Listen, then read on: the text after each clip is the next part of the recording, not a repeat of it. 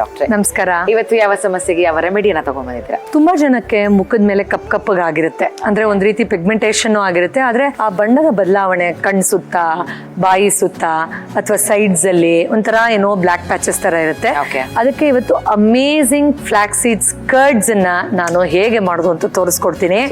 ಇದನ್ನ ನಿಯಮಿತವಾದ ರೀತಿಯಲ್ಲಿ ರೆಗ್ಯುಲರ್ ಆಗಿ ಕನ್ಸ್ಯೂಮ್ ಮಾಡ್ತಾ ಇದ್ರೆ 100% ಸ್ಕಿನ್ ಹೆಲ್ದಿ ಆಗುತ್ತೆ ಅಂಡ್ ಆ ಒಂದು ಅಮೇಸಿಂಗ್ ಡಿಫ್ರೆನ್ಸ್ ಅನ್ನ ಸ್ಕಿನ್ ಮೇಲೆ ನೋಡಬಹುದು. ಹೆಲ್ದಿ ಸ್ಕಿನ್ ಅನ್ನ ನಮ್ಮ ಅಗಸೆ ಬೀಜದಿಂದ ಸುಲಭವಾಗಿ ಹೇಗೆ ಪಡ್ಕೊಳ್ಬಹುದು ಅಂತ ಫ್ಲಾಕ್ಸ್ ಸೀಡ್ಸ್ ಕಟ್ಸ್ ಮೂಲಕ ತೋರಿಸ್ಕೊಡ್ತೀನಿ. ಸೂಪರ್. ಸೊ ಇವತ್ತು ನಮ್ಮ ಡಾಕ್ಟರ್ ನಮಗೆ ಈಸಿ ರೆಮಿಡಿ ತೋರಿಸ್ಕೊಡ್ತಾ ಇದ್ದಾರೆ, ಅದು ಫ್ಲಾಕ್ಸ್ ಸೀಡ್ಸ್ ಯೋಗರ್ಟ್ ಅಂತ.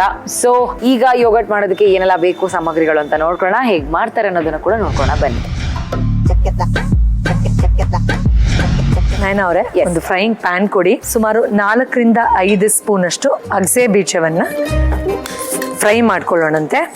ಸೊ ಅಗಸೆ ಬೀಜನ ನಾವು ಯಾವಾಗ್ಲೂ ಫ್ರೈ ಮಾಡಿ ಅದನ್ನ ಅಂದ್ರೆ ರೋಸ್ಟ್ ಮಾಡಿ ಪೌಡರ್ ಮಾಡಿ ತಗೊಂಡಾಗ ಮತ್ತು ಸರಿಯಾದ ಬೇರೆ ಇಂಗ್ರೀಡಿಯೆಂಟ್ಸ್ ಜೊತೆ ಮಿಕ್ಸ್ ಮಾಡಿದಾಗ ಅದರದ್ದು ಬೆನಿಫಿಟ್ ಕಂಪ್ಲೀಟ್ ಆಗಿ ನಮ್ಮ ದೇಹಕ್ಕೆ ಸೇರುತ್ತೆ. ಇದರಲ್ಲಿ ಯಥೇಚ್ಛವಾಗಿ ಒಮೆಗಾ 3 ಫ್ಯಾಟಿ ಆಸಿಡ್ಸ್ ಇರುತ್ತೆ.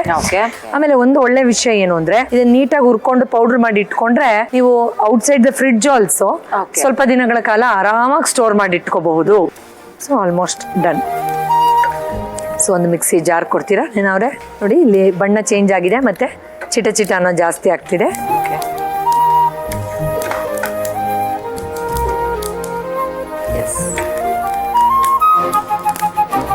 ಇದನ್ನ ಸ್ವಲ್ಪ ತಣ್ಣಗೆ ಮಾಡಿಕೊಂಡು ಮಿಕ್ಸಿ ಜಾರಲ್ಲಿ ಒಂದು ಕೋರ್ಸ್ ಪೌಡರ್, ರಫ್ ಪೌಡರ್ ಆಗಿ ಮಾಡೋವಂಥದ್ದು.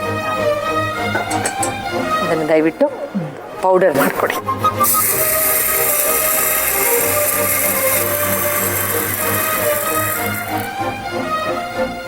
ಡಾಕ್ಟರ್, ಪೌಡರ್ ರೆಡಿ ಆಗಿದೆ. ಪರ್ಫೆಕ್ಟ್.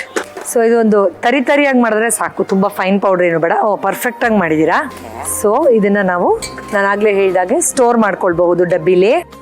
ನೀವು ದಿನಾಗ್ಲೂ ಏನ್ ಮಾಡ್ಕೊಳ್ಳೋದು ಬೇಕಾಗಲ್ಲ, ಸ್ವಲ್ಪ ದಿನಗಳ ಕಾಲ ಬರುತ್ತೆ.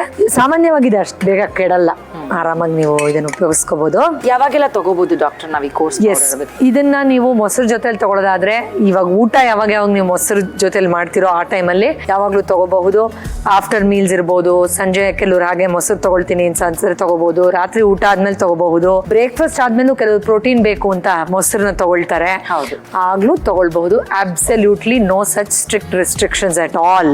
ಎಸ್, ಇದು ನಾನು ಆಗ್ಲೇ ಹೇಳಿದಾಗೆ omega fatty acids rich and protein ಮತ್ತು ಪ್ರೋಬಯೋಟಿಕ್ ಹೇರಳವಾಗಿರುವಂತಹ ಮೊಸರು. ಮನೇಲಿ ಮಾಡಿರೋ ಮೊಸರು ಆದ್ರೆ ಯಾವತ್ತೂ ಬೆಟರು, ಹೆಚ್ಚು ಪ್ರೋಬಯೋಟಿಕ್ಸ್ ಇರುತ್ತೆ, ಯಾವುದು ಪ್ರಿಸರ್ವೇಟಿವ್ಸ್ ಹಾಕಿರಲ್ಲ.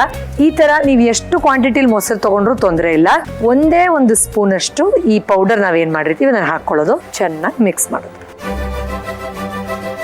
ಆಕ್ಚುಲಿ ನನ್ನಂತವ್ರಾದ್ರೆ ಹೀಗೆ ತಗೊಳ್ತೀವಿ, ನಂಗೆ ಇದಕ್ಕೇನು ಬೇರೆ ಖಾರ ಅಥವಾ ಫ್ಲೇವರ್ ಎಲ್ಲ ಏನು ಬೇಡ.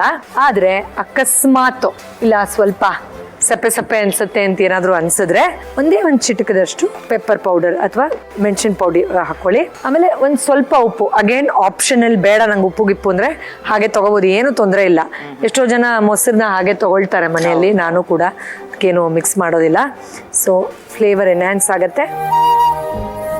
Yes, now this is loaded with all that is required for a healthy skin. ಇದಕ್ಕೆ ಇದೇ ಏಜ್ ಅವ್ರು ತಗೊಳ್ಬೇಕು ಅಂತ ಏನೂ ಇಲ್ಲ.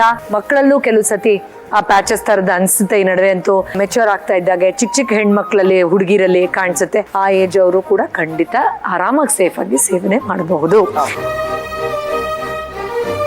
ಅವರೇ ಹೆಲ್ದಿ ಸ್ಕಿನ್ಗೋಸ್ಕರ ಫ್ಲಾಕ್ಸ್ ಸೀಡ್ಸ್ ಯೋಗರ್ಟ್ ನಿಮ್ಗೋಸ್ಕರ ಟೇಸ್ಟ್ ಮಾಡಿ ಹೇಗಿದೆ ಅಂತ ಪ್ಲೀಸ್ ಹೇಳಿ. ಓಕೆ, ಸೊ ನೋಡಿದ್ರಲ್ಲ, ಸ್ಕಿನ್ ಹೆಲ್ತ್ ಎಲ್ರಿಗೂ ತುಂಬಾ ಇಂಪಾರ್ಟೆಂಟ್. ಸೊ ಇವತ್ತು ನಮ್ಮ ಡಾಕ್ಟರ್ ನಮ್ಗೆ ಹೆಲ್ತಿ ಸ್ಕಿನ್ ಹಾಗೆ ಈವೆನ್ ಟೋನ್ ಸ್ಕಿನ್ಗೋಸ್ಕರ ಮನೆಯಲ್ಲಿ ಒಂದು ಸೂಪರ್ ಆದ ಫ್ಲಾಕ್ಸ್ ಸೀಡ್ಸ್ ಯೋಗರ್ಟ್ ರೆಮಿಡಿನ ಹೇಳ್ಕೊಟ್ಟಿದ್ದಾರೆ. ಸೊ ನೀವು ಕೂಡ ಟ್ರೈ ಮಾಡಿ, ನಾವು ಒಂದ್ಸರಿ ಟ್ರೈ ಮಾಡೋಣ.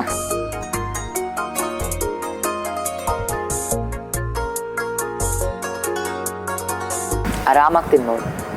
ಫ್ಯಾಂಟಾಸ್ಟಿಕ್.